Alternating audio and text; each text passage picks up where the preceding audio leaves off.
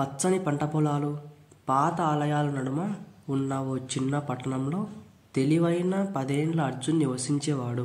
ప్రతి ఉదయం సూర్యోదయానికి ముందే అర్జున్ బాల హనుమాన్ విగ్రహం ముందు ధైర్యం, దయ, జ్ఞానం కోరుతూ ప్రార్థించేవాడు. ఆ దృశ్యం లోకంలో బాల హనుమాన్ వినేవాడు. ప్రతిరోజు అర్జున్ వెనక నడుస్తూ రక్షించేవాడు. ఒక వేళలో గాలి వీచి అర్జున్ కాసేపు ఆగాడు. వేగంగా వెళుతున్న బైక్ తప్పించుకున్నాడు. ఇతరులపై మొరిగే వీధి కుక్కలు అర్జున్ చూసి తోక ఊపేవి. హనుమాన్ కాంతి వంటి శాంతింపచేసేది. పరీక్షలో ఉదయం చెప్పిన ప్రార్థన గుర్తుకు రావడంతో సమాధానం సూర్యకాంతిలా స్పష్టమైనది.